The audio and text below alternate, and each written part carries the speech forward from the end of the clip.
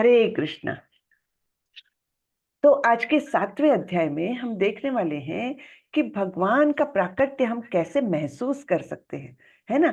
हम हमेशा से सुनते आए हैं कि भगवान बहुत महान है, लेकिन महान है यानी क्या? और महान है तो कितने महान हैं? वो क्या करते हैं इस सृष्टि में, इस दुनिया में, इस जगत में? वे करते क्या है और वो कहाँ रहते हैं? है ना। इस प्रकार से, और उनका प्राकट्य हम महसूस कहाँ कर सकते हैं? है ना। हमको दिखते तो है नहीं, क्योंकि हमारी तो सारी इंद्रियां कमजोर है। हमने पहले ही देखा था, है ना, कि जैसे आंखें हैं, वो एक लिमिटेड दूरी तक देख सकेगी, एक लिमिटेड बारीकी सूक्ष्मता को देख सकेगी, लेकिन उसके अलावा बहुत सारी सृष्टि है उसको नहीं देख पाएगी। तो हम भगवान को कैसे देख सकते हैं? हमारी इंद्रियां ही अपूर्ण है। हम्म, तो इसलिए अब यहाँ पर भगवान हमको बताने जा रहे हैं कि उनका प्राकट्य हम कहाँ कहाँ महसूस कर सकते हैं, कहाँ कहाँ पर वो स्थित है। बहुत सारी जगह पर है, एक्चुअली सभी जगह पर भगवान है। तो आज उनके बारे में हम सुनने वाले हैं। कल का अध्याय जो था, उसमें हमने क्या देखा था? उसमें हमने अष्टांग योग के बारे में सुना था, और अष्टांग योग में मन की एकाग्रता बहुत आवश्यक है। और ये सब अर्जुन ने जब सुना कि इस प्रकार से अष्टांग योग के द्वारा समाधि की स्थिति तक जाया जा सकता है, तब अर्जुन ने क्या बोला? अर्जुन ने बोला, हे कृष्ण, आपने ये सब कुछ बताया है, लेकिन इस मन को कंट्रोल करना, इस मन को वश में लाना तो अत्यंत कठिन है। मैं एक बार वायु को कंट्रोल में ला सकता हूँ, नियंत्रण में ला सकता हूँ, लेकिन मन को वश में करना अत्यंत कठिन है। तब भगवान ने दो चीजें बताई थी। भगवान ने बताया था, निश्चित रूप से तुम बोल रहे हो बिल्कुल योग्य है अर्जुन, कि मन को वश में करना सही में बहुत ही कठिन है, लेकिन अभ्यास कौन्तेय वैराग्य ने जो गुह्यते, यानी अभ्यास और वैराग्य, इन दोनों के माध्यम से हम मन को वश में ला सकते हैं। और फिर अर्जुन ने प्रश्न किया था कि आप बता रहे हैं कि हाँ, इस मार्ग पर चलना चाहिए, लेकिन अगर कोई योगी अधूरे मार्ग से, भौतिकता के कारण वहां से हट जाता है, आध्यात्मिक मार्ग से हट जाता है, उसका पतन हो जाता है समझिए, या उसका मृत्यु हो जाता है, इस देह को छोड़ देता है, उसके बाद उसको क्या गति मिलती है? वो ना तो इधर का रहा ना उधर का रहा, ना उसने भौतिक जगत में कुछ किया है, और ना ही उसने आध्यात्मिक जगत में पूर्णता प्राप्त कर ली है। तो ऐसे योगी का क्या होता है? ऐसा प्रश्न अर्जुन ने किया था। तब भगवान ने बड़ा ही सुंदर उत्तर दिया था। इन्होंने बोला था कि किसी भी थोड़ा सा भी, 2-4 कदम भी कोई इस मार्ग पर चल लेता है, तो उसको अगले जन्म में मैं बहुत सारी सुविधाएं प्रदान करता हूँ। हाँ, पहले तो उसको स्वर्ग लोक में जाकर बहुत सारा मतलब इंद्रिय तृप्ति के साधन मिलेंगे, सुख का उपभोग करेगा, और उसके बाद उसका जन्म मनुष्य के रूप में होगा, और ऐसे परिवार में होगा जहां से वो आगे प्रगति कर सके। और तो और जो ज्यादा प्रगति करके उसके बाद भौतिक कारणों के वजह से इस मार्ग से हट जाता है, उसको तो बुद्धिमान परिवार या बहुत धनिक परिवार, ऐसे सब सुख सुविधाओं से युक्त ऐसे परिवार में उसको मैं जन्म दिलवाता हूँ। तो ये क्यों करते हैं? जिससे कि वो व्यक्ति जहां पर उसने पिछले जन्म में वो छोड़ा था, अधूरा मार्ग छोड़ा था, उसके आगे उसका मार्गक्रमण चालू हो जाए। तो ये बहुत ही बड़ी सुविधा और बहुत बड़ा आश्वासन एक तरीके से हमको मिलता है, क्योंकि हम सोचते हैं पता नहीं, अब मैं उम्र के इस पड़ाव पर आई हूँ, पूरी तरह से मैं इसमें मतलब सफल हो पाऊंगी कि नहीं, है ना। बहुत लोगों का ऐसा प्रश्न उत्पन्न होता है, मुझे भी होता है, होता था रादर। लेकिन यहाँ पर भगवान स्वयं आश्वासन दे रहे हैं कि ये सब कुछ वेस्ट नहीं जाएगा। तुमने चौथी तक पढ़ाई की है, कोई बात नहीं, अगले जन्म में तुमको ऐसी बुद्धि अपने आप प्रदान हो जाएगी जिससे कि तुम 5वीं कक्षा में जा करके आगे पढ़ाई करो। तो ये कितनी अद्भुत बात है। भौतिक जगत में हम देखते हैं एक व्यक्ति कितना भी पढ़ ले, कितना भी पढ़ ले, लेकिन ये गारंटी नहीं, एक तो उसको मनुष्य जन्म मिलेगा, है ना, क्योंकि होशियार होगा, लेकिन उसने कितने पाप कर्म किए ये कोई नहीं जानता, है ना। तो वो भौतिक जगत में बहुत विद्वान कहलाए, बहुत पढ़ाई कर ले, लेकिन क्या उसको अगला जन्म ऐसा मिलेगा कि वो उसके आगे मार्गक्रमण कर ले? ऐसा नहीं होता। यानी सपोज एक सर्जन है, बहुत बड़ा सर्जन है, दुनिया का टॉप मोस्ट सर्जन है, और उसकी मृत्यु हो गई, तो क्या अगले जन्म में जन्म होते से वो अपना ऑपरेशन थिएटर में जाकर काम करेगा? नहीं, उसको फिर से ABCD से चालू करके और आगे बढ़ना होता है। लेकिन भक्ति में भगवान ने ये बड़ी ही सुंदर सुविधा भक्तों के लिए प्रदान की है कि एक तो निश्चित रूप से भक्त को मनुष्य जन्म मिलेगा, दूसरा उसको ऐसे परिवार में जन्म मिलेगा जहां पर ये सुविधाएं हैं। उसको भौतिक मतलब पेट भरने की चिंता नहीं रहेगी, उसको आगे की बढ़ने के लिए सुख सुविधाएं मिलेगी, और तो और उसको वो सब भक्ति की बातें कहीं ना कहीं स्मृति में उसके रहती है। तो हम कई बार देखते हैं ना, बहुत छोटे से बच्चे भी कभी कभी बहुत उसमें रुचि दिखाते हैं, उनके सामने भजन करो, कीर्तन करो, तो बड़े ही आनंदित हो जाते हैं। तो ये क्यों होता है? क्योंकि उसको उनको वो पिछले जन्मों की कहीं ना कहीं स्मृति रहती है, और वो बड़े ही जल्दी फिर भक्ति मार्ग पर आगे बढ़ते हैं, बहुत ही जल्दी, है ना। तो ये बातें हमने छठे अध्याय में देखी थी। अब आज देखेंगे सातवां अध्याय। तो मैं शेयर करती हूँ, और उसके बाद हम मंगलाचरण करके आगे बढ़ेंगे।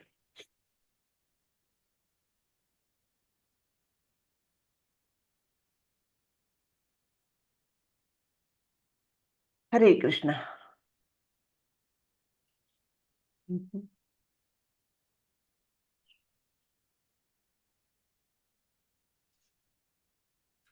ओके।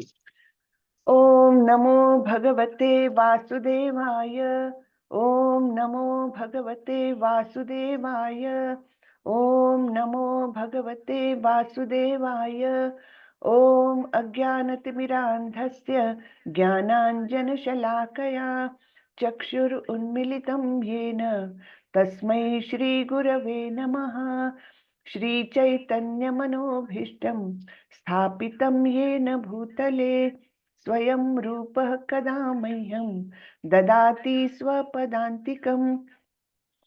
वन्देऽहं श्रीगुरु श्रीयुतपदकमलं श्रीगुरुन् वैष्णवांश्च श्रीरूपं साग्रजातं सहगणरघुनाथान्वितं तं सजीवं साद्वैतं सावधूतं परिजनसहितं कृष्णचैतन्यदेवं श्रीराधा कृष्णपादान् सहगणललिता श्रीविशाखान्वितांश्च। हे कृष्ण करुणा सिन्धु दीनबन्धु जगत्पते गोपेश गोपिका कांत श्री राधा कांत नमोस्तुते।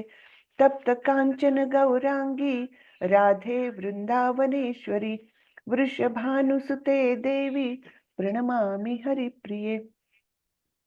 नमो विष्णुपदाय कृष्णपृष्ठाय भूतले श्रीमते भक्ति वेदांत स्वामी इति नामिने। नमस्ते सारस्वती देवी गौरवाणी प्रचारिणे निर्विशेषाय शून्यवादी पाश्चात्य देशतारिणी। जय श्री कृष्ण चैतन्य प्रभो नित्यानंदा श्री अद्वैत गदाधर श्रीवासादि गौर भक्त वृंदा। हरे कृष्णा कृष्णा कृष्णा हरे हरे, हरे रामा राम रामा हरे हरे, हरे कृष्णा कृष्णा कृष्णा हरे हरे, हरे रामा राम रामा हरे हरे।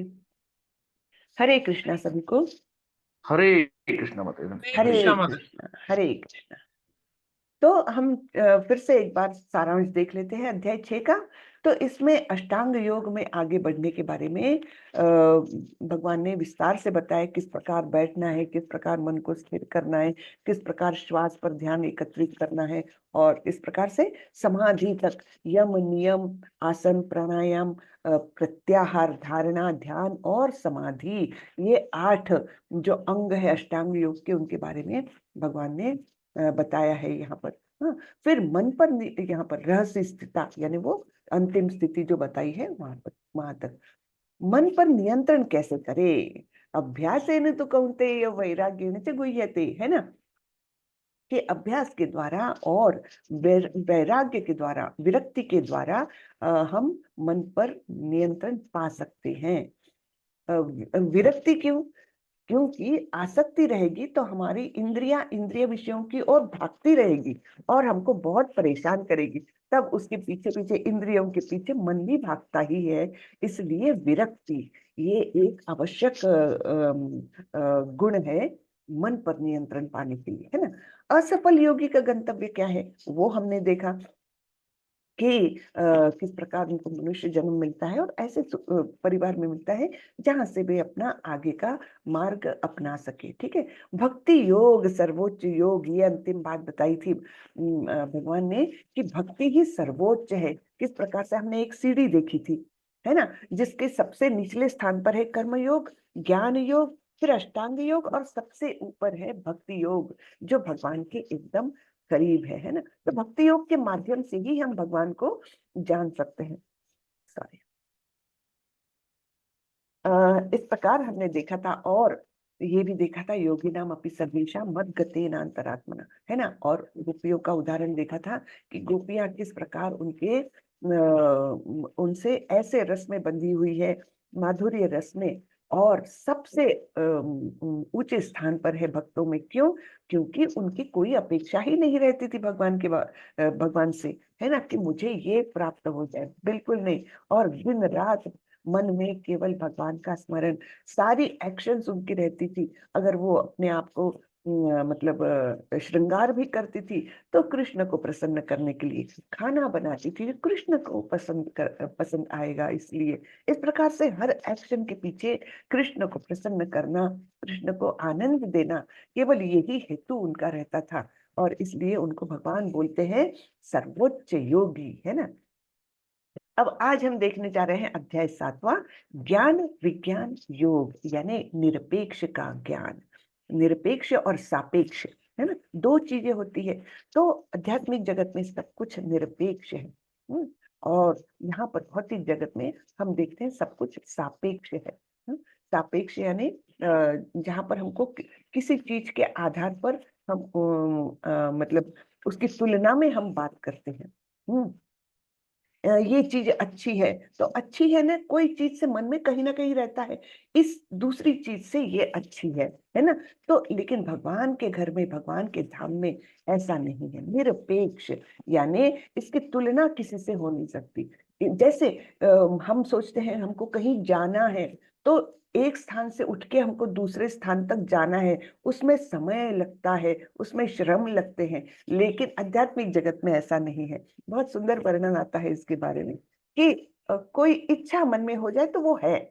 मतलब अगर कोई वहां का जो पार्षद है भगवान के, जो वहां पर भक्त है, अगर सोचते हैं मुझे इससे मिलने जाने, तो वो वही है। ये नहीं कि जाना है, क्योंकि समय वहां पर है ही नहीं, समय की लिमिटेशन वहां पर है ही नहीं भगवत धाम में। तो ये बहुत ही सुंदर बातें हैं जो आध्यात्मिक जगत के बारे में हम जानकारी प्राप्त कर सकते हैं। यहाँ पर हमारा जो भौतिक जगत में है, सब कुछ काल से बंधा हुआ है ना, समय से बंधा हुआ है। तो चलिए आगे बढ़ते हैं। श्री भगवान वाच।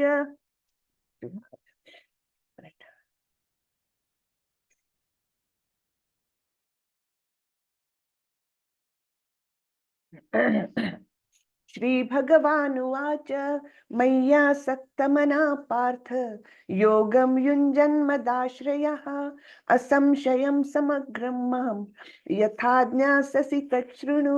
श्री भगवान ने कहा, हे पृथापुत्र, अब सुनो कि तुम किस तरह मेरी भावना से पूर्ण होकर और मन को मुझ में आसक्त करके योगाभ्यास करते हुए मुझे पूर्णतया संशय रहित जान सकते हो। तो भगवान को जानना, भगवान को जाने बिना हम उनसे प्रेम कैसे करेंगे, है ना? किसी व्यक्ति को हम जानते हैं तब कहीं जाकर उससे कुछ हम रिश्ता जोड़ सकते हैं, मित्र बना सकते हैं, या है ना? इस प्रकार जानना बहुत आवश्यक है। हम भगवान के बारे में कुछ जानते ही नहीं है कि भगवान कहाँ रहते हैं, क्या करते हैं, उनकी किस प्रकार से उन्होंने जगत बनाया है ना?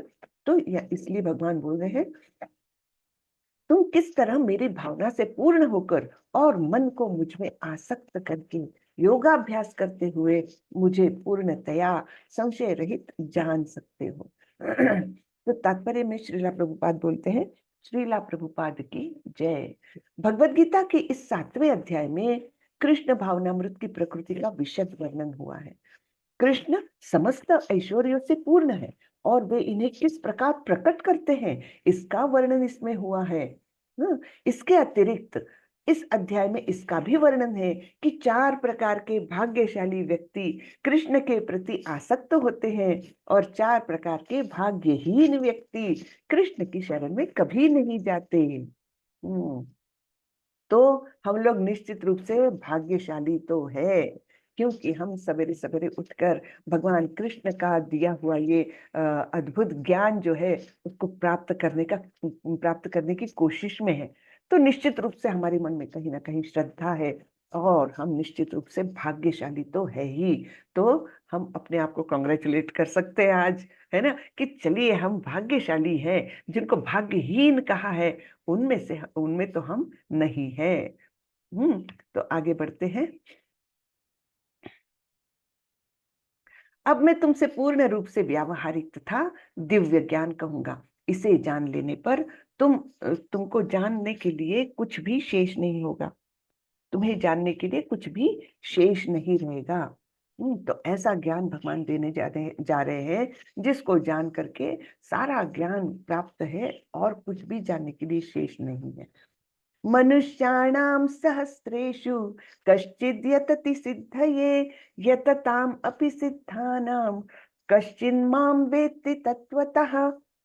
कई हजार मनुष्यों में से कोई एक सिद्धि के लिए प्रयत्नशील होता है और इस तरह सिद्धि प्राप्त करने वालों में से विरला ही कोई मुझे वास्तव में जान पाता है। तो यहाँ पर क्या दिखाया है, मैराथन हो रही है शहर में। तो आप सोचिए सैकड़ों हजारों लोगों में से कोई एक इसमें पार्टिसिपेट करने जाता है, क्योंकि पॉपुलेशन बहुत है, लाखों में पॉपुलेशन है और उसमें से कुछ हजार व्यक्ति वहां पर पार्टिसिपेट करने के लिए जाते हैं। ठीक है, प्रयत्नशील है वो, लेकिन उनमें से बहुत ही बिरला, बहुत ही क्वचित कोई 2 4 6 8 10 लोग उसको मैराथन को पूरी तरह से दौड़ पाते हैं और अंतिम पड़ाव तक जा पाते हैं। बाकी सब तो बीच बीच में थक हार के बैठ जाते हैं, है ना। तो इसी प्रकार आध्यात्मिक जगत में भी है कि बहुत सारे जीव जंतु है, बहुत सारी जीवात्माएं हैं यहाँ पर, लेकिन उनमें से बहुत कम ही इस मार्ग पर आते हैं, है ना। तो हम देखते हैं ये तो इतना फ्री में क्लास है, 4 4 बार क्लास होता है भगवत गीता का ज्ञान देने के लिए, है ना। प्रभुपाद जी ने दिया हुआ जो गुरु शिष्य परंपरा से आया हुआ शुद्ध ज्ञान है वो देने के लिए हमारे नाम निष्ठदास प्रभु जी ने ये सारा प्रपंच रचा हुआ है कि जूम के माध्यम से घर बैठे बैठे फ्री में आप लोग ये ज्ञान प्राप्त करें। और तो और एक ही समय नहीं, 4 बार दिन में 4 अलग अलग टीचर्स पढ़ा रही है और 12 लैंग्वेजेस में ये हो रहा है, लेकिन उपस्थित होने वाले की संख्या कितनी है, बहुत कम है ना, बहुत कम है। तो यही दिखाता है कि इस तरह सिद्धि के लिए प्रयत्नशील होने वाले व्यक्ति भी बहुत कम है और फिर आगे बढ़ने वाले व्यक्ति तो और भी ज्यादा है ना। जो कोई भगवान को वास्तव में जान पाए आध्यात्मिक जगत में इतनी प्रगति कर ले, वो तो और भी बिरला। हम तो चलिए बिगिनर्स है ना, आप और मैं बिगिनर्स है, 2 4 कदम चलेंगे और शायद पता नहीं ऐसा न हो, लेकिन हो सकता है हमारा मार्ग भटक जाए। वैसा नहीं होना चाहिए, क्योंकि हम तो मतलब करोड़ों लोगों में से एक है जिनको भगवान और गुरु के आशीर्वाद से ये भक्ति का बीज प्राप्त हुआ है। तो इसको हमको बढ़ाना है। लेकिन कहने की बात यह है कि इस मार्ग पर चलने वाले वैसे ही कम है और प्रगति करने वाले तो बहुत ही कम है। हरे कृष्णा। भूमिरापो अनलो वायु खम मनो बुद्धिरेव च अहंकार इति यन्मे भिन्ना प्रकृतिरष्टधा। पृथ्वी जल अग्नि वायु आकाश मन बुद्धि तथा अहंकार, ये 8 प्रकार से विभक्त मेरी भिन्न प्रकृतियां हैं। अब भगवान अपने प्रकृतियों के बारे में अर्थात अपनी शक्तियों के बारे में बता रहे हैं।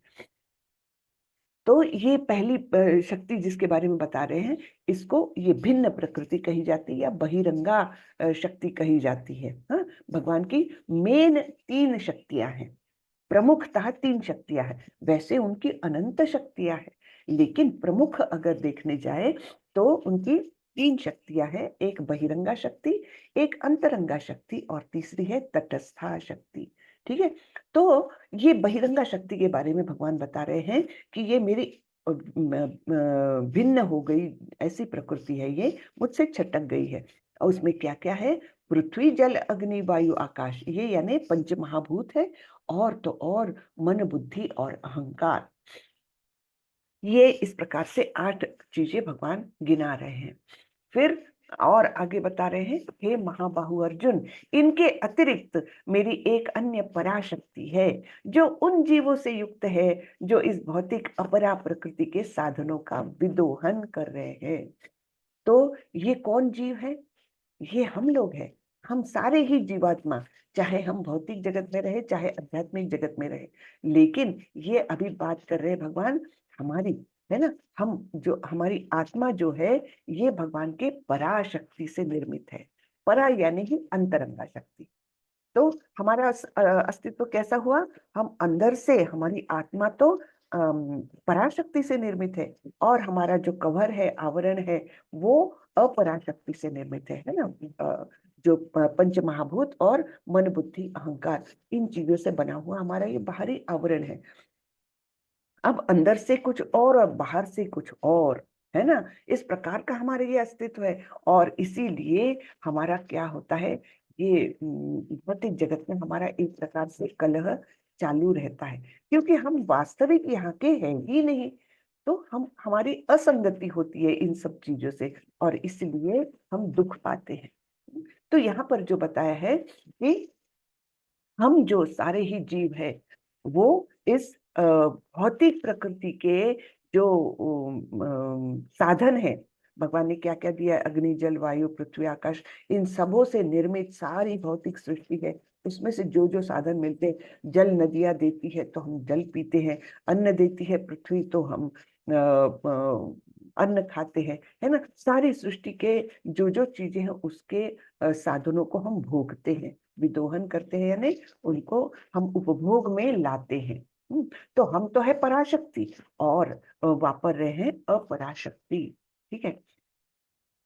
सारे प्राणियों का उद्गम इन दोनों शक्तियों में है।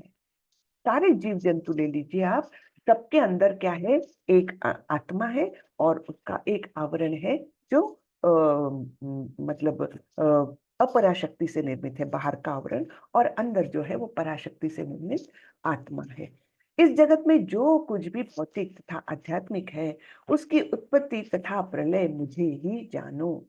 तो जो कुछ भी है, चाहे वो भौतिक जगत में हो चाहे आध्यात्मिक जगत में हो, वो सब कुछ उत्पन्न कहाँ से हुआ है? वो भगवान द्वारा ही निर्मित है, भगवान से ही निकली हुई सारी चीजें हैं। तो यहाँ पर कारण उदकशाही विष्णु दिख रहे हैं।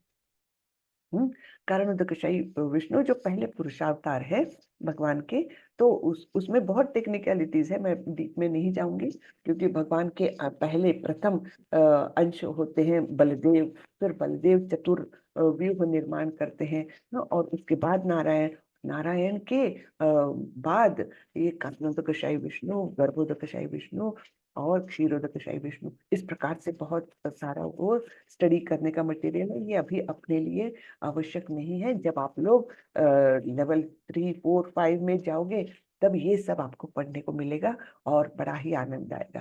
ठीक है।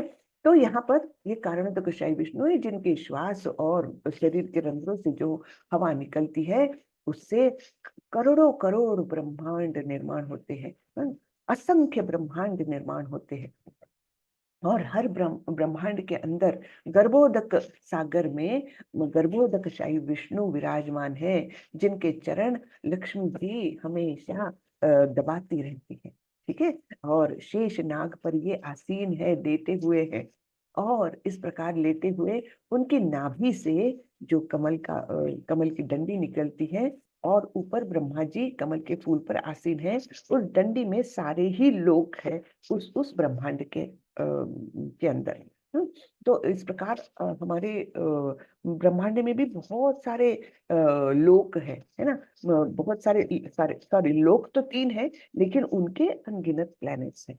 ठीक है, तो इस प्रकार से ये हमारे भी ब्रह्मांड की निर्मिति हुई है।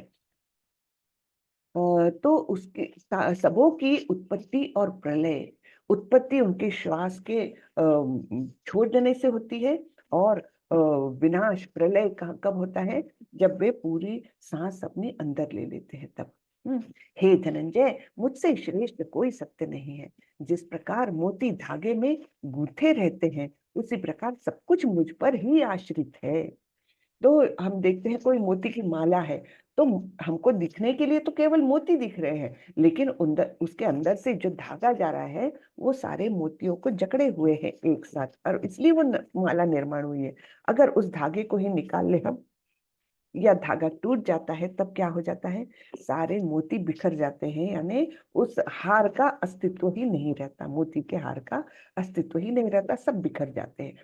उसी प्रकार भगवान बोल रहे हैं कि मेरे ही कारण ये सारा ब्रह्मांड जो है वो इस स्थिति में है। अगर मैं अपना आश्रय निकाल लूं, तो फिर क्या होगा, सब कुछ खत्म हो जाएगा, कुछ भी नहीं रहेगा, है ना।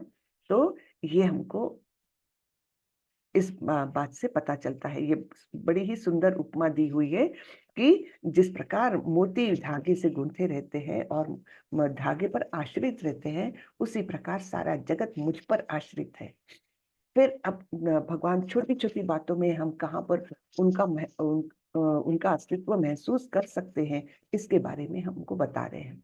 रसो हमप्सु कौन्तेय, प्रभास्मि शशि सूर्ययोः, प्रणवः सर्ववेदेषु, शब्दः खे पौरुषं ऋषु। हे कुंती पुत्र, मैं जल का स्वाद हूँ, सूर्य तथा चंद्रमा का प्रकाश हूँ, वैदिक मंत्रों में ओमकार हूँ, आकाश में ध्वनि हूँ, तथा मनुष्य में सामर्थ्य हूँ। तो अब अगली बार से जब भी आप पानी पिए तो याद करिएगा, इसका जो स्वाद है, जिसके कारण मुझे तृप्ति मिल रही है, वो कौन है, स्वयं भगवान है। और ये मुझे जो सूर्य और चंद्रमा दिख रहे हैं, उनका प्रकाश कौन है, भगवान है। इस प्रकार से हमने अगर हर चीज के साथ भगवान का स्मरण किया, तो मन में हमेशा भगवान स्थित रहेंगे हमारे, है ना।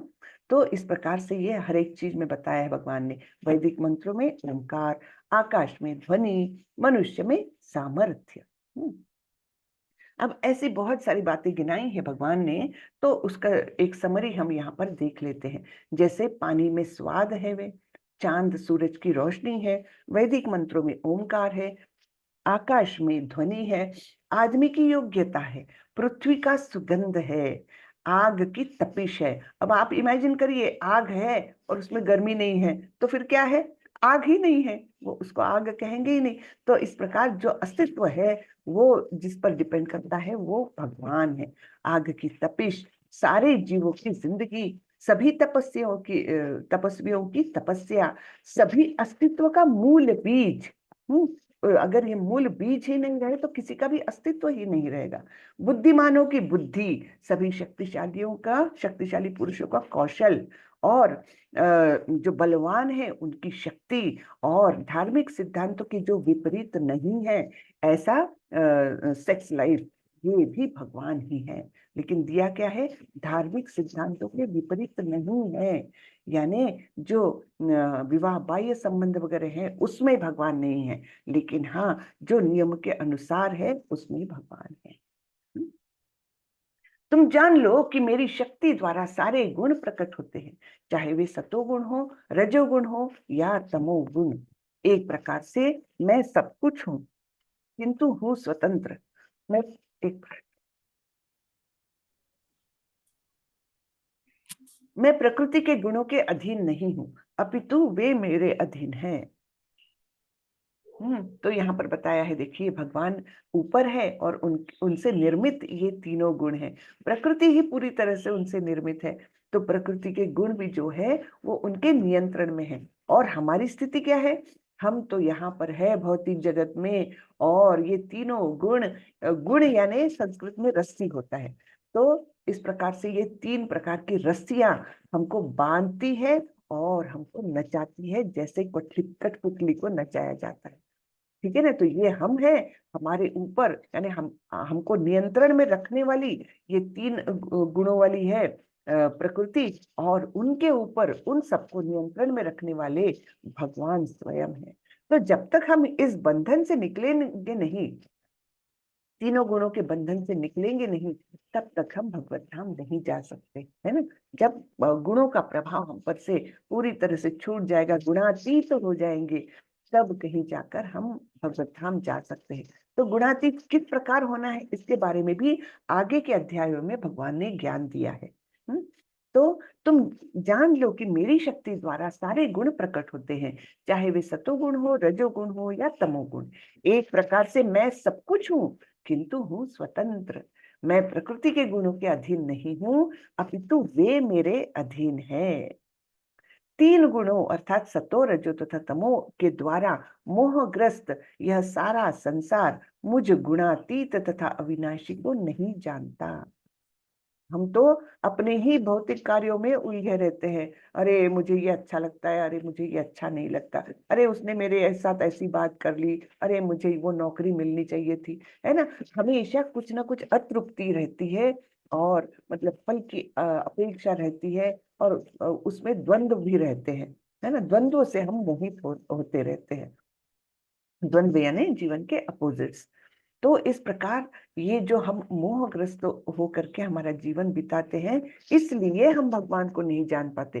किस प्रकार वे सारे गुणों से ऊपर है, हाँ, और वे अविनाशी भी है। आगे बढ़ते हैं। ये बहुत सुंदर श्लोक है, आप लोग हो सकता है तो इसे जरूर से कंठस्थ कर लीजिए। दैवी हेषा गुणमयी मम माया दुरत्यया, मामे वये प्रपद्यन्ते मायाम एताम तरन्ति ते। प्रकृति के तीन गुणों वाली मेरी इस दैवी शक्ति को पार कर पाना कठिन है, किंतु जो मेरे शरणागत हो जाते हैं वे सरलता से इसे पार कर जाते हैं। तो ये जो भौतिक प्रकृति है, तो ये भी दैवी है, यानी भगवान की ही शक्ति है ना? तो उससे घृणा नहीं करनी चाहिए। घृणा तो किससे करनी चाहिए? हमारे अपराधों से, है ना?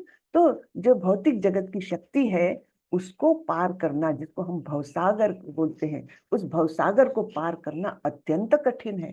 क्यों? क्योंकि सारे ही जीव इसमें मतलब गोते खा रहे हैं, सारे ही जीव। अब जब दूसरा भी डूब रहा है, मैं भी डूब रहा हूं, तो मुझे कौन सहायता देगा? हाँ, वो भी तो खुद डूब रहा है, कोई नहीं सहायता कर सकता। लेकिन एक कर सकते हैं, एक व्यक्ति कर सकते हैं। वो कौन है? वो स्वयं कृष्ण। क्योंकि वे भवसागर में है ही नहीं, वे भवसागर से परे हैं, ऊपर है।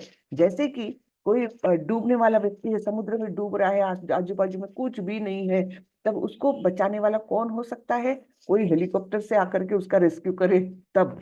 वैसे ही भगवान ही केवल आध्यात्मिक जगत से आकर के हमारा हाथ पकड़ के हमको रेस्क्यू कर सकते हैं, हमको बचा सकते हैं इस भवसागर से। हाँ, लेकिन उसके लिए हमको क्या करना होगा? उसके लिए हमको उनकी शरण में जाना होगा। भगवान बिना बुलाए तो नहीं आएंगे, है ना? जब तक हम उनको आर्तता से पुकारेंगे नहीं कि अब मैं ये भवसागर में गोते खाते खाते बहुत थक गया हूँ प्रभु, अब मुझे बचा लीजिए, है ना?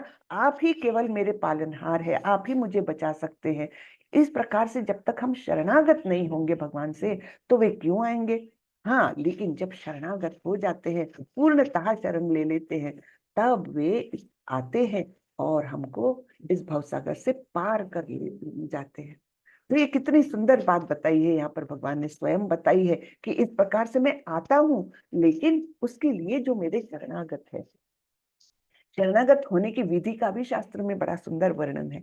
तो उसमें बताया है अनुकूलस्य संकल्पो प्रतिकूलस्य वर्जनम, यानी जो भगवान को पसंद हो वही कार्य करना, और जो भगवान को पसंद ना आए ऐसे कार्य बिल्कुल नहीं करना। और मन में विश्वास रखना कि रक्षक स्यातिथि विश्वास हो, कि भगवान निश्चित रूप से मेरी रक्षा करेंगे, ये विश्वास। हाँ, चाहे कोई भी परिस्थिति हो भगवान मेरी रक्षा कर सकते हैं, करेंगे, ये विश्वास। और इस प्रकार से बातें बताई है कि किस प्रकार भगवान पर पूरी तरह से डिपेंडेंट रहना है और अपने आप को बहुत तुच्छ मानना है, और इस प्रकार से ये शरणागति की विधियां बताई है। न माम दुष्कृतिनो मूढ़ाः प्रपद्यन्ते नराधमः मायया अपहृत ज्ञान आसुरं भावमाश्रितः। जो निपट मूर्ख है, जो मनुष्यों में अधम है, जिनका ज्ञान माया द्वारा हर लिया गया है, तथा जो असुरों की नास्तिक प्रकृति को धारण करने वाले हैं, ऐसे दुष्ट मेरी शरण ग्रहण नहीं करते। तो कौन कौन नहीं करता है भगवान की शरण? जो निपट मूर्ख है, उसको ये समझ में ही नहीं आता कि ये जो दुनिया चल रही है उसका नियंत्रक भी कोई तो भी है, कोई तो भी है जिसने इस सृष्टि को बनाया है। उनको क्या लगता है अपने आप ही बन गई, कुछ तो भी टक्कर हो गई और बन गई, ये धरती बन गई और मैं यहाँ आ गया। इस प्रकार से उनकी बहुत गलत गलत धारणाएं रहती है, तो निपट मूर्ख बोला है उनको। फिर मनुष्य में अधम, जो मनुष्य का जन्म पाकर भी मनुष्य से अधम कृतियां करते हैं, जो मनुष्य के लिए शोभा नहीं देता, ऐसे लोगों को अधम कहा है। जिनका ज्ञान माया द्वारा हर लिया गया है, ये तो इनमें कौन कौन आता है पता है? बड़े बड़े साइंटिस्ट, फिलोसोफर्स, ये वो, उनका ज्ञान तो है लेकिन वो शुद्ध ज्ञान उनका माया द्वारा हर लिया गया है, और वो अपने ही ख्यालों में रहते हैं कि मैं कितना विद्वान हूँ, मैंने कितना साइंटिफिक इन्वेंशंस कर लिए हैं, या मैं कितना प्रगतिशील हूँ, है ना। जो साइंस में मुझे रुचि है तो मैं कितना प्रगतिशील हूँ। तो ये उनका ज्ञान जो है, वास्तविक ज्ञान माया द्वारा हर लिया गया है। ऐसे लोगों को बोला है। तथा जो असुरों की नास्तिक प्रकृति को धारण करने वाले हैं। हाँ, नास्तिक यानी भगवान के अस्तित्व को ही नकारना, ऐसे जो लोग हैं वो नास्तिक कहलाते हैं, और वही असुर भी होते हैं। ऐसे दुष्ट मेरी शरण ग्रहण नहीं करते। ये लोग, ऐसे लोग तो भगवान को मानते ही नहीं, भगवान की शरण में ये लोग कभी नहीं जाते। अब कौन से लोग जाते हैं भगवान की शरण में? जो भाग्यशाली है ना। तो कौन कौन लोग है वो? चतुर्विधा भजन्ते माम जनाः सुकृतिनोऽर्जुन आर्तो जिज्ञासु अर्थार्थी ज्ञानी च भरतर्षभ। मेरी आवाज आ रही है ना? क्योंकि इंटरनेट कनेक्शन फीबल बता रहे हैं। हरे कृष्णा, आवाज आ रही है? आ रही, क्लियर क्लियर मत हो, आ रही आ रही। ओके, धन्यवाद। हरे कृष्णा। हे भरत श्रेष्ठ, चार प्रकार के पुण्यात्मा मेरी सेवा करते हैं। आर्त, जिज्ञासु, अर्थार्थी तथा ज्ञानी। ये चार प्रकार के पुण्यात्मा कहा गया है ना। पुण्यात्मा है जो लोग भगवान की सेवा करते हैं। उनमें अलग अलग कारणों से लोग जाते हैं भगवान के पास। क्यों जाते हैं? कोई आर्त हो जाता है, बहुत तकलीफ में है, भगवान मुझे बचा लो, जैसे द्रौपदी हुई थी, है ना। जब चीर हरण हो रहा था तो उसने पहले तो भीष्म पितामह और द्रोणाचार्य, फिर अपने पति, सबसे इतनी हाथ जोड़ करके विनती की थी कि मुझे बचा लीजिए इन दुष्टों से। लेकिन जब कोई सहायता के लिए नहीं आया और दुशासन ने उसकी साड़ी को हाथ लगाया, तब उसने आर्तता के साथ भगवान को पुकारा, हे मुकुंद, आओ मेरी रक्षा करो। तब भगवान आए। तो इस प्रकार से पूर्ण शरणागत होना पड़ता है भगवान के, तब कहीं भगवान आते हैं।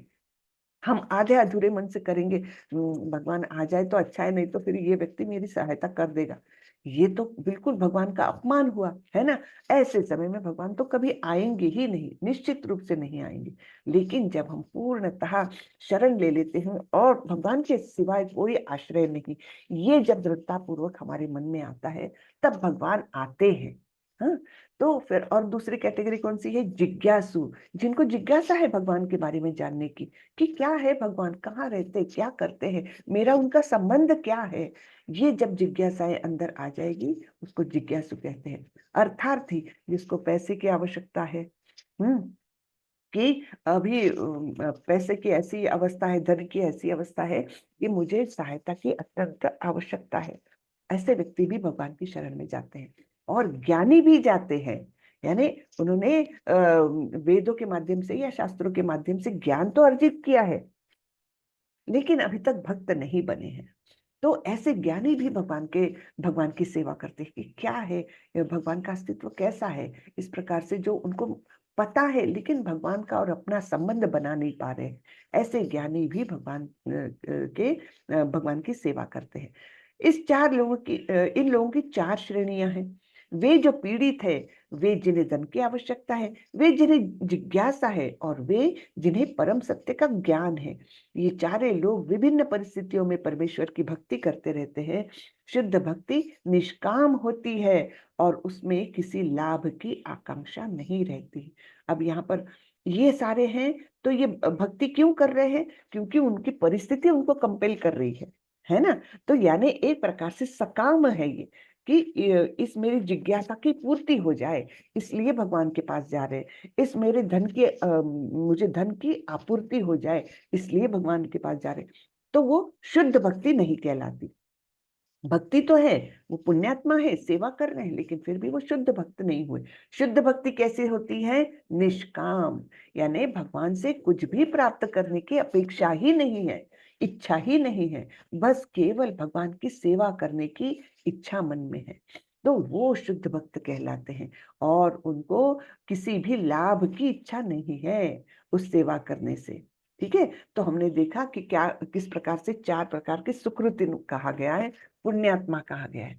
यहाँ पर अलग अलग उदाहरण दिए हैं। यह गजेंद्र, जिसका पैर पकड़ लिया था मगरमच्छ ने, और हजारों वर्ष युद्ध करने के बाद भी वो छूट नहीं पा रहा था, तब उसको अपने पूर्व जन्म में की गई प्रार्थनाएं याद आई। बहुत सुंदर है गजेंद्र स्तुति, अभी मैं वही पढ़ रही हूँ रोज थोड़ा थोड़ा। तो गजेंद्र किस प्रकार से आर्त होकर के उसने भगवान को पुकारा, और भगवान आए, और इस परिस्थिति में भी उसने तुरंत से एक कमल का फूल तोड़ा और वो भगवान को अर्पण किया। तो भगवान ने उनका उद्धार कर दिया। यहाँ पर द्रौपदी का उदाहरण देख रहे हैं, अलग अलग उदाहरण देख रहे हैं हम। ये दोनों आर्थ के उदाहरण। ये कौन है? ये ध्रुव महाराज। ये अपने पिता से और पितामह से भी बड़ा राज्य प्राप्त करना चाह रहे थे, जिससे उनको कोई हटा न सके। ऐसा राज्य प्राप्त करना चाह रहे थे, इसलिए तपस्या करने गए थे। 5 वर्ष की उम्र, और इतनी कठिन तपस्या की उन्होंने। और तब भगवान प्रसन्न हुए, आए उनके सामने और बोले कि तुमको जो मांगना है मांगो। लेकिन ध्रुव महाराज ने जैसे ही उनके दर्शन कर लिए, और भगवान ने अपने शंख से उनके मस्तिष्क को स्पर्श किया, तो वैसे ध्रुव महाराज तुरंत बोल उठे, ये मैं क्या कर रहा था? मैं तो कांच के टुकड़े की अभिलाषा लेकर तपस्या कर रहा था, लेकिन मुझे तो साक्षात एक अत्यंत प्रज्वल ऐसा हीरा मिल गया है। मुझे किसी चीज की आवश्यकता नहीं है ना। तो ये यद्यपि अर्थार्थी बन करके सकाम भक्ति कर रहे थे, फिर भी जैसे ही भगवान ने दर्शन दिया तो वो एकदम शुद्ध भक्त बन गए। यहाँ पर हम देखते हैं हनुमान जी, है ना, वो कैसे भक्त थे पूरी तरह से। और ये नैमिषारण्य के ऋषि, 88,000 ऋषि, ये सूत गोस्वामी के सामने बैठकर जिज्ञासा कर रहे थे। तो ये जिज्ञासु है ना। तो इस प्रकार से ये अलग अलग, ये परीक्षित महाराज है, ये भी जिज्ञासु ज्ञानी तो थे, और उनको सब पता था, क्योंकि उनको तो जब वे गर्भ में थे माँ के, तभी उनको भगवान ने दर्शन दे दिए थे। तो ये और ज्ञान प्राप्त करके और भक्ति की ओर जा रहे, भक्ति बढ़ा रहे हैं, और इस प्रकार उन्होंने मृत्यु के समय भगवान की पूर्णतः शरण होकर के और परम धाम को गए। तेषां ज्ञानी नित्य युक्त एक भक्तिर्विशिष्यते, प्रियो हि ज्ञानिनोत्यर्थम अहम सच मम प्रियः। इनमें से जो परम ज्ञानी है और शुद्ध भक्ति में लगा रहता है, वह सर्वश्रेष्ठ है, क्योंकि मैं उसे अत्यंत प्रिय हूँ और वह मुझे प्रिय है। तो क्या बोल रहे हैं? जो परम ज्ञानी है और शुद्ध भक्त बनने की कोशिश में है, शुद्ध भक्ति में लगा रहता है, वह सर्वश्रेष्ठ है। हाँ, क्योंकि मैं उसे अत्यंत प्रिय हूँ और वो भी मुझे अत्यंत प्रिय है। बहूनां जन्मनामन्ते ज्ञानवान् मां प्रपद्यते वासुदेवः सर्वमिति स महात्मा सुदुर्लभः। अनेक जन्म जन्मांतर के बाद जिसे सचमुच ज्ञान होता है, वह मुझको समस्त कारणों का कारण जानकर मेरी शरण में आता है। ऐसा महात्मा अत्यंत दुर्लभ होता है। हाँ? तो ऐसा नहीं कि एक जन्म में ही ज्ञानी भगवान को प्राप्त कर ले, नहीं, वो जन्म जन्मांतर तक वो ज्ञान को संजोता रहता है, और तब उसको जाकर के ये पता चलता है कि समस्त कारणों के कारण जो है वो भगवान कृष्ण ही है। और इस प्रकार से ये ऐसा महात्मा अत्यंत दुर्लभ हो जाता है। वो आत्मा सामान्य आत्मा नहीं रहती, महान आत्मा बन जाती है। जिनकी बुद्धि भौतिक इच्छाओं द्वारा मारी गई है, वे देवताओं की शरण में जाते हैं और वे अपने अपने स्वभाव के अनुसार पूजा विशेष विधि विधानों का पालन करते हैं। तो भौतिक इच्छाओं से जिनकी बुद्धि मारी गई है, मुझे ये चाहिए, मुझे वो चाहिए, इस प्रकार से जो जिनके मन में हमेशा एक तृष्णा भरी रहती है, वो कहाँ जाते हैं?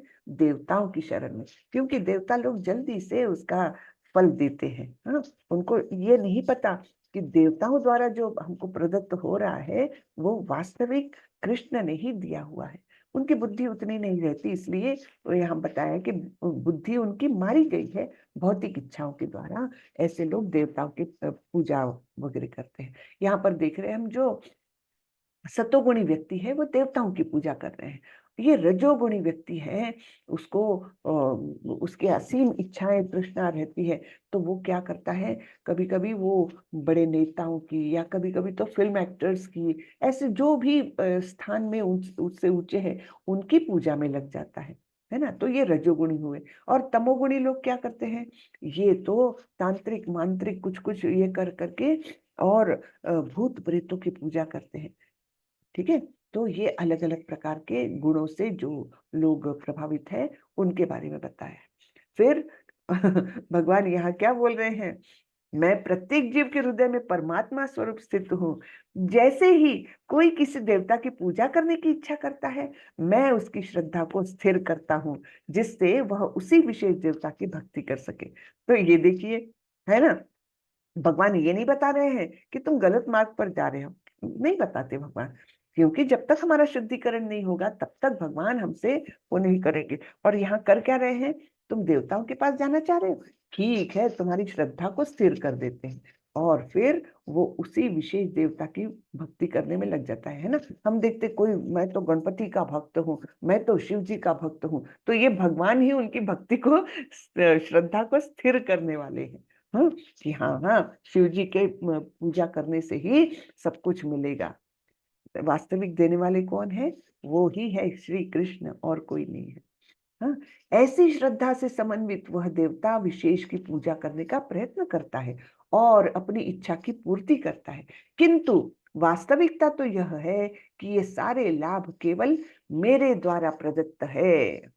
हम्म, तो देवता लोग अपने मन से कुछ सैंक्शन नहीं कर सकते, उनको जाना पड़ता है। ये भगवान क्षीरोदकशाही विष्णु, उनके पास ये देखिए, मिल्क यानी दूध का सागर है ना, क्षीरोदक सागर है ये। और यहाँ पर क्षीरोदकशाही विष्णु बैठे हैं, सारे देवी देवता वहां जाकर उनका दर्शन करते हैं, उनसे प्रार्थना करते हैं, और फिर भगवान उनको सैंक्शन करते कि ठीक है, वो व्यक्ति ऐसा मांग रहा है, चलो दे दो उसको। तो सारे लाभ किसके द्वारा प्रदत्त है, केवल मेरे द्वारा, परमात्मा रूप में। क्षीरोदकशाही विष्णु ही परमात्मा स्वरूप में हमारे हृदय में स्थित रहते हैं, है ना। अल्प बुद्धि वाले व्यक्ति देवताओं की पूजा करते हैं और उन्हें प्राप्त होने वाले फल सीमित तथा क्षणिक होते हैं। ये फिर से अल्प बुद्धि बोला है, इसके पहले भी बोला था बुद्धिहीन व्यक्ति देवताओं की पूजा करते हैं। अल्प बुद्धि वाले व्यक्ति देवताओं की पूजा करते हैं और उन्हें प्राप्त होने वाले फल सीमित तथा क्षणिक होते हैं। कैसे होते हैं ये, एकदम मर्यादित स्वरूप के होते हैं और टेम्पररी होते हैं, जो कुछ भी उनको मिलता है। है ना। देवताओं की पूजा करने वाले देवलोक को जाते हैं, किंतु मेरे भक्त अंततः मेरे परम धाम को प्राप्त होते हैं। हम्म। तो जो जिस ट्रेन में बैठेगा वहीं जाएगा।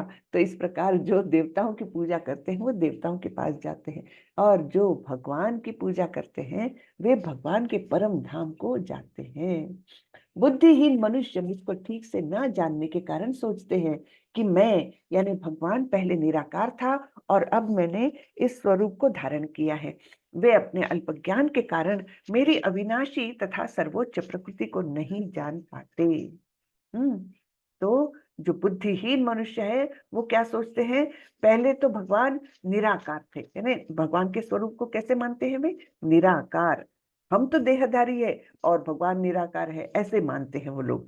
तो ये सोचते हैं कि पहले वे निराकार थे और अब चलो आ गए हैं इस धरती पर, द्वापर युग के समय की बात है। तो अब धरती पर आ गए हैं, तब उन्होंने ये अपना शरीर ये धारण कर लिया है, फिर से अपनी लीला खत्म करके जाएंगे, तब फिर से निराकार हो जाएंगे। तो इस प्रकार ये अल्प ज्ञान है, ये बुद्धिहीन बोल रहे हैं भगवान और अल्प ज्ञान बोल रहे हैं। उसके कारण वे भगवान की अविनाशी और सर्वोच्च प्रकृति को नहीं जान पाते। मैं मूर्खों तथा अल्पज्ञों के लिए कभी भी प्रकट नहीं हूँ, उनके लिए तो मैं अपनी अंतरंगा शक्ति द्वारा आच्छादित रहता हूँ। अतः वे यह नहीं जान पाते कि मैं अजन्मा तथा अविनाशी हूँ। भगवान सबके लिए प्रकट नहीं होते। अल्पज्ञ और मूर्खों के लिए बिल्कुल ही नहीं होते। तो वो क्या बोलते हैं कि ऐसे लोगों के लिए तो जैसे सूरज ढक जाता है कुछ बादलों से, सूरज तो वही है, लेकिन देखने वाले की दृष्टि के सामने वो बादल आ जाते हैं तो सूरज का दर्शन नहीं कर सकता। उसी प्रकार भगवान क्या बोलते हैं, मैं अपनी अंतरंगा शक्ति का एक आच्छादन निर्माण कर लेता हूँ, जैसे एक बादल निर्माण कर दिया, जिसके कारण वे लोग मुझे कभी समझ ही नहीं पाते। और भगवान का जो स्वरूप है अजन्मा और अविनाशी, उसको वे कभी भी समझ नहीं पाते। अरे सॉरी। हे अर्जुन, श्री भगवान होने के नाते मैं जो कुछ भूतकाल में घटित हो चुका है, जो वर्तमान में घटित हो रहा है और जो आगे होने वाला है, वह सब कुछ जानता हूँ। मैं समस्त जीवों को भी जानता हूँ, किंतु मुझे कोई नहीं जानता। तो भूत, भविष्य और वर्तमान, इसका भगवान पर कोई परिणाम नहीं है, है ना। भगवान निरपेक्ष है, तो इस काल का उन पर प्रभाव नहीं पड़ता है। तो इसलिए भगवान सब कुछ जानते हैं। हमारे लिए वो भूतकाल होगा, लेकिन भगवान के लिए वो भूतकाल भी उनके स्मरण में है, उनके लिए कोई मायने नहीं रखता है। तो इस प्रकार का भविष्य में भी क्या होने वाला है वो सब कुछ जानते हैं। लेकिन हम मूढ़ जो जीव है, हम लोग कोई भी उनको नहीं जान पाते। येषां त्वन्तगतं पापं जनानां पुण्यकर्मणां ते द्वन्द्वमोह निर्मुक्ता भजन्ते मां दृढ़व्रतः। जिन मनुष्य ने पूर्व जन्मों में तथा इस जन्म में पुण्य कर्म किए हैं और जिनके पाप कर्मों का पूर्णतया उच्छेदन हो चुका है, वे मोह के द्वंद्व से मुक्त हो जाते हैं और वे संकल्प पूर्वक मेरी सेवा में तत्पर होते हैं। तो क्या क्या कंडीशंस है, प्री रिक्विजिट्स क्या क्या है भगवान की संकल्प पूर्वक सेवा में लगने के लिए। एक तो हमने पिछले जन्मों में भी पुण्य कर्म किया है, इस जन्म में भी पुण्य कर्म ही कर रहे हैं और हमारे सारे पाप खत्म हो गए हैं, है ना। पाप खत्म हुए हो गए हैं क्यों बोलेंगे हम, यानी जैसे पाप कर्मों का फल हमको भोगना पड़ता है, वैसे पुण्य कर्मों का भी भोगना पड़ता है, लेकिन पाप कर्मों का यहाँ पर विशेष रूप से जो बताया है। तो देखिए, किसी के जीवन में समस्या आती है, तब वो कैसे करता है, जो सामान्य व्यक्ति रहेगा, अरे भगवान ये क्या, भगवान के घर में न्याय नहीं है, इतना मुझे कष्ट दे रहे, वो देखो वो कितना सुखी है ना। इस प्रकार से बातें करते हैं। लेकिन हमने ये सोचना चाहिए कि ये मुझे किसी ना किसी बुरे कर्म का फल मिल रहा है, जो मुझ पर कुछ संकट आ रहे हैं। और तो और जो भक्त है वो ऐसे संकट के समय में भी भगवान का धन्यवाद करता है। क्यों, वो एक तो बोलेगा भगवान अच्छा हुआ मुझे सजा दी, मेरे पाप कर्मों का संचय जो है वो कम हो रहा है ना। इस जैसे जैसे आप पाप कर्मों के परिणाम भुगतते हैं तो क्या होता है, वो जो संचित पाप कर्म है वो कम होते जाते हैं। और ऐसा भक्त क्या बोलता है कि धन्यवाद प्रभु, आपने मुझे संकट में डाला, मेरे पाप कर्म कम हो रहे हैं। और दूसरा ये भी बोलता है कि मैं जानता हूँ मैं तो बहुत ज्यादा पापी हूँ, लेकिन आप कृपा करके मुझ पर मुझे उतने ही संकट दे रहे हैं जितना कि मैं सहन कर सकता हूँ, है ना। तो इस प्रकार भक्तों की जो साइकोलॉजी होती है वो एकदम बदलने लगती है। सामान्य व्यक्ति क्या बोलेंगे कि अरे ये क्या है, जब देखो तब मुझको तकलीफ में ही डालते हैं भगवान, बहुत अन्यायी है भगवान, है ना। मैं तो इतने अच्छे काम करता हूँ लेकिन मुझे कष्ट देते रहते हैं। तो इस प्रकार भगवान को दूषण देते हैं सामान्य लोग। लेकिन यहाँ पर भक्त लोग वैसा कभी नहीं करेंगे। तो जिनके पाप कर्म भी पूरे तरह से खत्म हो गए हैं, पुण्य का संचय पिछले जन्मों का भी है, इस जन्म में भी कर रहे हैं, तो ऐसे लोग मोह के द्वंद्वों से छूट जाते हैं।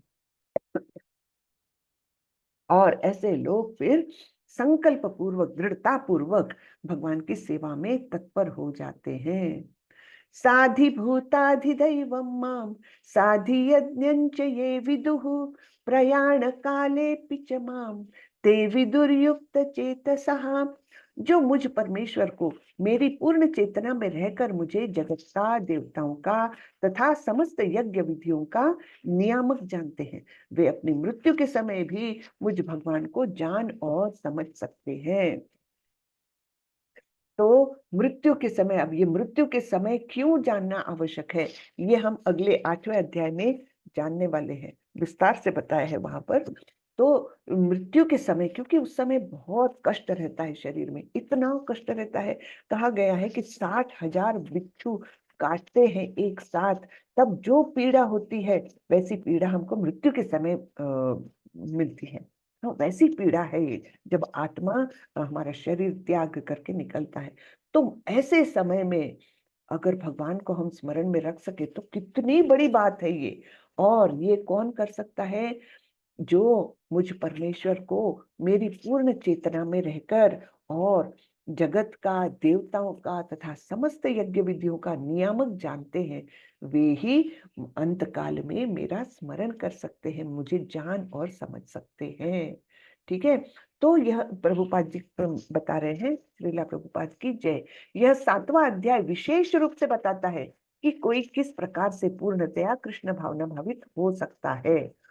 कृष्ण भावना का शुभारंभ ऐसे व्यक्तियों के सानिध्य से होता है जो कृष्ण भावना भावित होते हैं। यानी भक्तों के सहवास से ही ये हमारा आरंभ होता है, भक्ति का आरंभ हो सकता है, अन्यथा नहीं। इसलिए संग जो है, साथ जो है, ये बहुत ही ज्यादा महत्वपूर्ण बताया जाता है। ऐसा सानिध्य आध्यात्मिक होता है और इससे मनुष्य प्रत्यक्ष भगवान के संसर्ग में आता है और भगवत कृपा से वह कृष्ण को भगवान समझ सकता है। साथ ही वह जीव के वास्तविक स्वरूप को समझ सकता है और यह समझ सकता है कि किस प्रकार कृष्ण को भुलाने से वह प्रकृति के नियमों द्वारा बद्ध हुआ है, बंधा हुआ है। तो हम ये जानने लगते हैं कि मैं क्यों भौतिक जगत में आ टपका, मेरा अस्तित्व तो यहाँ नहीं है, मेरा परम धाम तो वो है। ये जो समझते हैं तो क्यों यहाँ पर आया, क्योंकि हमने अपराध किया। यह समझ सकता है कि किस प्रकार उसने कृष्ण को भुलाया, वहां पर कृष्ण के साथ रहते हुए कृष्ण को भुला करके वो कोई स्वामित्व की इच्छा करता है और तब वो भौतिक जगत में आके टपकता है, बंधा रहता है। वह यह भी समझ सकता है कि यह मनुष्य जीवन कृष्ण भावनामृत को पुनः प्राप्त करने के लिए मिला है, अतः इसका सदुपयोग परमेश्वर की अहेतुकी कृपा प्राप्त करने के लिए करना चाहिए। ठीक है। तो मनुष्य जीवन क्यों मिला है हमको, क्योंकि इस जीवन में ही, इस योनि में ही हम प्रयत्न कर सकते हैं भगवत धाम जाने का, अन्य योनियों में ये संभव नहीं होता। तो इस प्रकार ये इसका सदुपयोग करना है, भगवत धाम जाने की ओर कोशिश करना है। कल के अध्याय में हमने देखा था ना, प्रभुपाद जी ने कैसे सोने की ईंट का उदाहरण दिया था। तो ये जैसे सोने की ईंट जो है वो बहुत बहुमूल्य होती है, मूल्यवान होती है, लेकिन अगर उसका उपयोग हम यहाँ वहाँ पेपर वेट के समान अगर करने लगते तो हम तो मूर्ख हैं, है ना। उसका उपयोग बहुत अच्छी तरीके से होना चाहिए। वैसे ही ये मनुष्य जीवन केवल खाना पीना सोना इसमें ही हमने बिता दिया तो हम महामूर्ख हैं, क्योंकि हम जानते ही नहीं मनुष्य जन्म का उपयोग, योग्य उपयोग, सदुपयोग कैसे होगा, कि हम प्रयत्न करें भगवत धाम जाने की, भगवान से प्रेम करने की, भगवान से रिश्ता बनाने की कोशिश में रहे, तब हमारा जीवन हम सफल हो जाएगा, है ना। तो इस अध्याय का सारांश बताया है कृष्ण के बारे में ज्ञान की महिमा। कश्चिन माम वेत्ति तत्वतः, वो है ना कि बहुत लोग इसमें मार्ग में मतलब बहुत लोग हैं, उसमें से क्वचित ही कोई इस मार्ग में आने के लिए प्रयत्नशील है, और उसमें से बहुत ही कम बिरला व्यक्ति ही इसमें अंत तक जा पाते हैं। कश्चिन माम वेत्ति तत्वतः, यानी तत्व के रूप से मेरे बारे में, सत्य स्वरूप मेरा जान पाते हैं बहुत ही कम लोग। भगवान कृष्ण के ऊर्जाओं का ज्ञान, है ना। तो प्रकृति विद्धि में पराम, ये अलग अलग उनकी ऊर्जाओं के बारे में भगवान ने बताया है कि एक तो भिन्ना प्रकृति है जिसके कारण ये 8 चीजें निर्माण हुई है, भूमि रापो अनलो वायु खम मनो बुद्धिर एवच। हाँ, और इसके अलावा मेरी एक परा प्रकृति है जो उन जीवों से युक्त है जो इस भौतिक प्रकृति के साधनों का विदोहन कर रहे हैं, ऐसे भगवान ने बताया ना। हम लोग, हमारी आत्मा जो है वो तो भगवान की पराशक्ति से निर्मित है, और जो हमारा ये आवरण है, देह है, ये स्थूल देह और सूक्ष्म देह दोनों भी जो है वो भगवान की भिन्न प्रकृति से निर्मित है। हाँ? तो इस प्रकार से भगवान ने अपनी ऊर्जाओं के बारे में बताया। फिर भगवान कृष्ण को समर्पण करना, मामेव ये प्रपद्यन्ते माया में ताम तरन्ति थे, वो श्लोक जहाँ पर हमने देखा था दैवी हेषा गुणमयी, है ना। भगवान ने बताया है कि ये जो भौतिक संसार है, जो भौतिक जगत है, वो माया का है ना। जो मेरी ही प्रकृति है, मेरी ही दैवी शक्ति है वो, लेकिन वो माया के द्वारा इस भौतिक जगत में जीव अटक जाता है। और कितने भी गोते खाए, कितने भी प्रयत्न करे, उसको केवल बचा सकता हूं मैं ही। लेकिन मैं बचाने कब आता हूं, जब मेरे शरणागत हो जाता है, वो पूर्णतया शरणागत हो जाता है, तब कहीं मैं वो रेस्क्यू ऑपरेशन करता हूँ, इनको भवसागर से उठा लेता हूँ। फिर देवी देवताओं के पूजा के बारे में भगवान ने बताया है।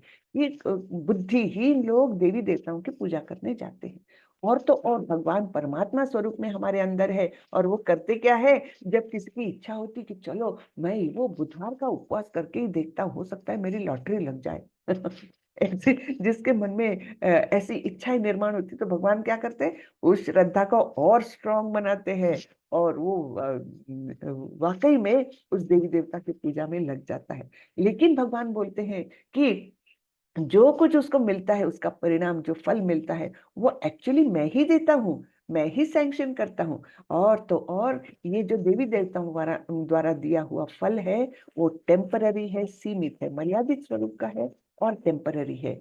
इस प्रकार से भगवान ने बताया, और बताया है कि जो देवताओं की पूजा करते हैं वो देव लोग जाते हैं, जो मेरी पूजा करते हैं वो मेरे धाम आते हैं। इस प्रकार से भगवान ने सुंदरता से बताया है। फिर भ्रांति से भक्ति तक का बताया है।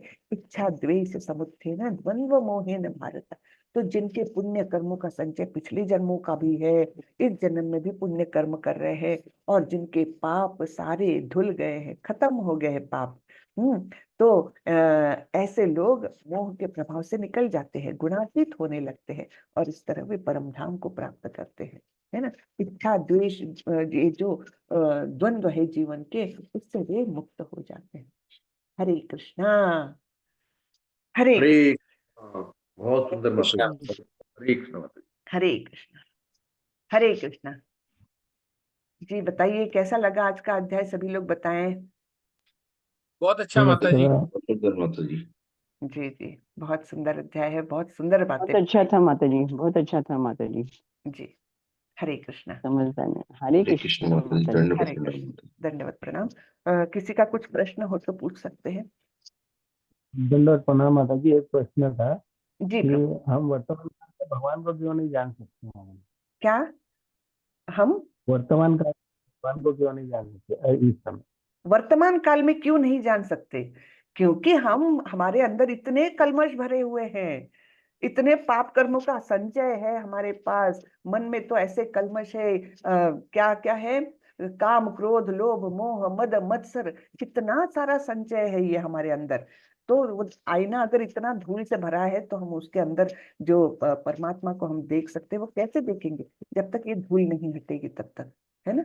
जब उसको निर्मल करेंगे, हमारे अपने मन को निर्मल करेंगे, तो परमात्मा तो वहीं बैठे हैं, हम उनको देख सकेंगे।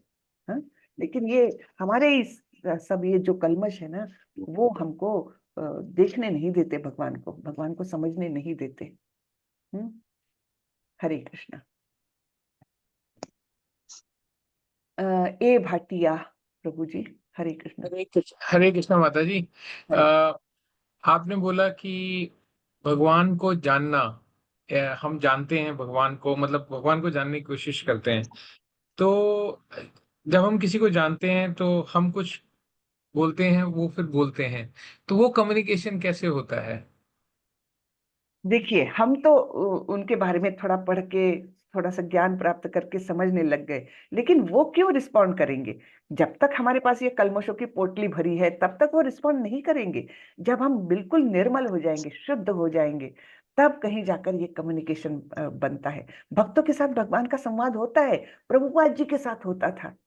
प्रभुपाद जी के साथ ऐसा संवाद होता था, वो भगवान से बातें करते थे। कैसे बताऊं, एक दो उदाहरण मैं बताती हूँ। एक बार वो एक मंदिर में गए, इस्कॉन का ही मंदिर था, और वो वहां पर विजिट करने गए। दूर थे वे, जस्ट एंटर किए। हाँ, तो मंदिर तो बहुत भव्य था, और एकदम उस पार भगवान की मूर्तियां थी। और इस पार से जैसे ही वे एंटर किए, और उन्होंने बोला वहां के लोगों को, भगवान का जो तिलक है वो उनकी आंख में जा रहा है, उनको तकलीफ हो रही है, जाके वो ठीक करो। अब ये उनको कैसे पता चला? जो तिलक था ना, वो बहकर भगवान की आंख में जा रहा था, और प्रभुपाद जी वहां से बोल रहे हैं कि अरे वो आंख में जा रहा है, उसको ठीक करो, जल्दी जाओ। तो ये कैसे हुआ? ये उनका संवाद चलता था, बड़ा प्रेम में संवाद चलता था। हाँ, एक बार वो एक मंदिर में गए, उस समय उस मंदिर की फाइनेंशियल जो वो थी, आर्थिक तंगी चल रही थी उस मंदिर में। तो वो मंदिर में लोग क्या करते थे, बस केवल एक दो चीजें थोड़ी सी बना लेते थे, वैसे ही छोटा सा भोग चढ़ा देते थे, और थोड़े में ही मतलब उनका गुजारा चल रहा था।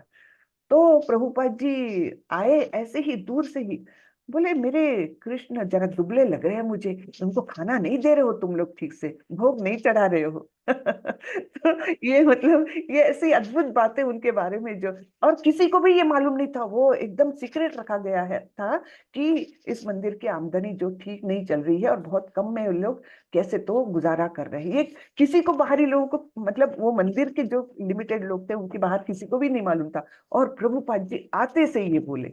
तो एक प्रकार से उनका संवाद निरंतर चलता रहता था भगवान के साथ। तो ये भक्तों के साथ होता है। तो हरे हरे कृष्णा माता जी, जी, हरे धन्यवाद। हरे हरे कृष्णा। और किसी को कुछ पूछना है, पूछिए। माता जी, वो जो 7.8 का जो स्लाइड्स दिखाए थे, एक बार पुनः दिखाएंगे?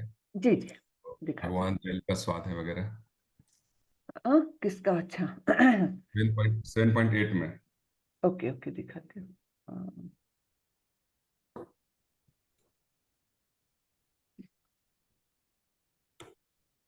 ये वाला है ना, ये समरी चाहिए थे ना आपको?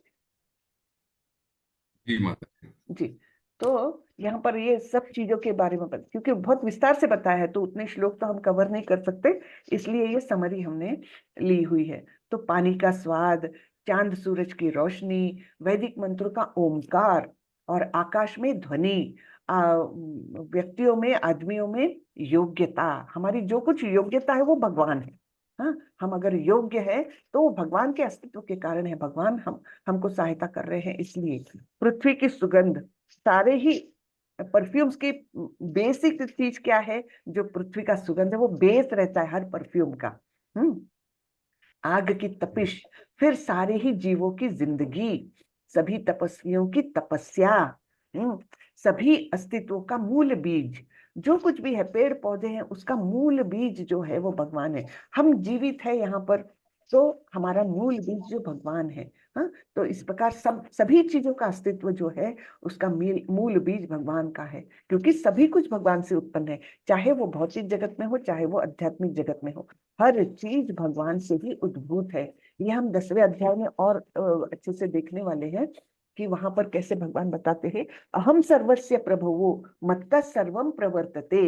हाँ, मैं ही सभी जगतों का, चाहे वो आध्यात्मिक हो चाहे भौतिक हो, सभी जीवों का उद्गम स्थान मैं हूँ, ये भगवान बताते हैं वहां पर। हाँ, बुद्धिमानों की बुद्धि हूं मैं, सभी शक्तिशाली पुरुषों का कौशल हूं मैं। इस प्रकार सब बता रहे हैं कि जो बलवान है उनकी शक्ति हूं मैं, और धार्मिक सिद्धांतों की जो विपरीत नहीं है ऐसा सेक्स लाइफ भी मैं हूँ, ये भगवान ने बताया है। ठीक है प्रभु। जी माता जी। माता जी, भगवान इसका मतलब सभी कुछ में है, तो सभी कुछ, ये फिर अपने को मतलब समझ में क्यों नहीं आता? ऐसा हम लोग निगलेक्ट क्यों करते हैं? क्योंकि हम इस भौतिक जगत में आ करके हमारी इच्छाएं तृप्त करने में, हमारा स्वामित्व दिखाने में इतने गहनता से डूबे हुए हैं कि हम ये नहीं जानते कि ये सब कुछ है जो भगवान ही, ये नहीं जानते हम। और जानते भी है ऊपरी तौर पर से जानते हैं, उसको अच्छा रियलाइजेशन जिसको कहते हैं वो हमारी आत्मा तक जाता ही नहीं है। इसलिए हमारा स्वरूप जो है, हम भी तो भगवान के ही जैसे हैं गुण में। हाँ, भगवान भी सच्चिदानंद स्वरूप है, हमारी आत्मा भी सच्चिदानंद स्वरूप है, लेकिन हम उसको महसूस क्यों नहीं कर पाते? टेम्पररी क्यों लगता है हमको हमारा अस्तित्व? क्योंकि हम ये भौतिक जगत के कल्मशों से बंध गए हैं, मैल आ गया है हम पर, और ये सतो रजो तमो गुण वो बांधे हुए हैं हमको। तो हम बाहरी जगत को, जैसे एक कैदी है उसको पूरी तरह से बांधा हुआ है, तो उसको ये पता भी नहीं चलेगा कि बाहर क्या कैसी दुनिया है, कैसी सुंदर दुनिया है, अभी सुंदर सी बारिश हो रही है, अभी हल्की सी धूप निकली, ये उसको वो काल कोठरी में रहकर वो व्यक्ति समझ भी नहीं पाएगा, महसूस भी नहीं कर पाएगा। वो परिस्थिति है हमारी, है ना। मतलब हम लोग काल कुछ में बंद है। बिल्कुल। जी माता जी, थैंक बिल्कुल। यू माता जी। थैंक यू माता जी, थैंक यू। हरे हरे कृष्ण। कृष्ण। भाटिया प्रभु, आपका हैंड फिर से रेज्ड है।